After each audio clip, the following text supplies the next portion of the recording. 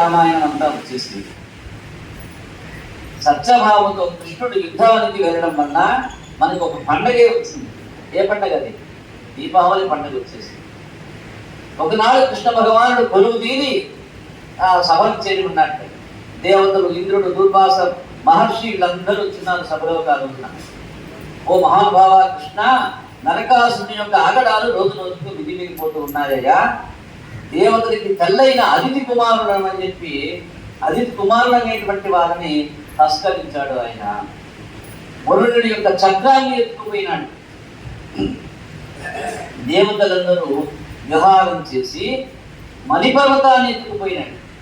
వారి ఆగడాలు అన్నీ ఇన్ని కాదయా కృష్ణ, నీవే వారిని పరిమార్చాలి, మమ్మల్ని రక్షించాలని చెప్పి వాళ్ళందరూ పెడుతున్నారు కృష్ణ పరమాత్మని. మీరు కాస్త నెమ్మదించయా, నేను వారిని సంహరిస్తానని చెప్పి తెలిపేశారు. ఆ విధంగా దేవతలకి స్వాంతనం చేకూర్చి తాను యుద్ధంలోకి బయలుదేరడం కోసం అని చెప్పి రథాన్ని ఎక్కుతూ ఉన్నట్టు. సరిగ్గా అదే సమయంలో సత్యభామకి వచ్చింది. సత్యభామ అనే పేరు చాలా గమ్మత్తైన పేరు. గమనించండి, మీరు అర్థం చేసుకుంటే కృష్ణుని యొక్క సత్యభామ అనేక రంగాల్లో కృషించారు.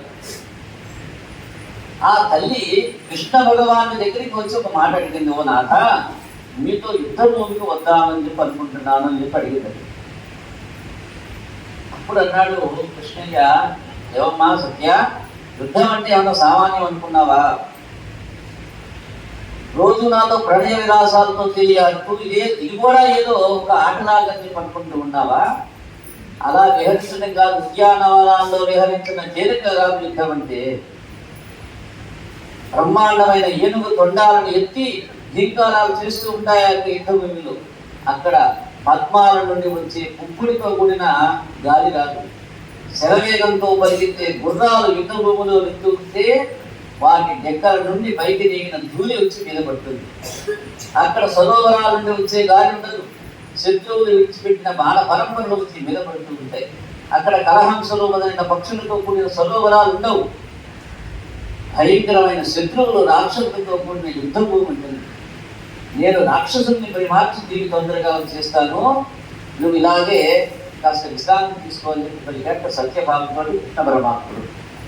అప్పుడు సత్యభామ ఆయన ఎక్కడికి వచ్చింది, చెవిలోకి మాత్రమే వినపడేట్టుగా ఎంతో ప్రియంగా ఒక మాట ఉన్నదట.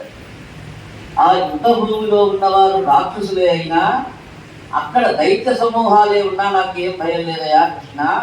నీ భుజాలన పడే దుర్గముల చాటు నేను ఉంటా, నీ వెనక ఉంటా, నాకేం భయం, నువ్వు ముందుంటే నాకు ఇంక భయం ఏమి అని నన్ను ఎలాగైనా కానీ ఈ కోరిక తీర్చవయ్యా అని చెప్పి పెట్టుకున్నదట. సరే, ఆమె యుద్ధ రంగానికి తీసుకెళ్ళడానికి అంగీకరించాడు. ఇద్దరు గరుడు పంతుని అనుభవించారు, యుద్ధ భూమిని చేరారు. ఇది యొక్క నరకాసురుడు ప్రాగ్జ్యోతిష్యపురం అనేటువంటి ఒక నగరంలో ఉంటాడు. ఆయన దాన్ని పరిపాలిస్తూ ఉన్నాడు. అక్కడ నరకాసురుడు నమ్మిన పట్టడైనటువంటి మురాసురుడు, నిశుంభుడు, హయగ్రీవుడు అనేటువంటి వాళ్ళు అనుగులు ఉన్నారు. హయగ్రీవుడు అంటే లక్ష్మీ హయగ్రీవ అవతారంలో వచ్చిన హయగ్రీవుడు కాదు, ఆయన పేరు పెట్టుకున్నాడు పాపం వాళ్ళకి. అక్కడ చాలా దుర్గాలు ఉన్నాయి. పరమాత్మ ఒకసారి తన చేతిలో పట్టుకున్న గత చేత ప్రహారం చేస్తూ ఆ యొక్క దుర్గాలన్నింటినీ నేలకం చేసేసాడు. పాంచజన్యాన్ని చేతిలో పట్టుకొని ప్రళయకాలంలో మేఘం ఎలా ఉంటుందో అలా పాంచజన్యాన్ని పొడిచాడు. మురాసురుడు అక్కడ ఉన్న జలదుర్గంలో పడుకొని నిద్రపోతూ ఉన్నట్టు ఆ యొక్క సమయంలో. ప్రాగ్జ్యోతిషపురం మురా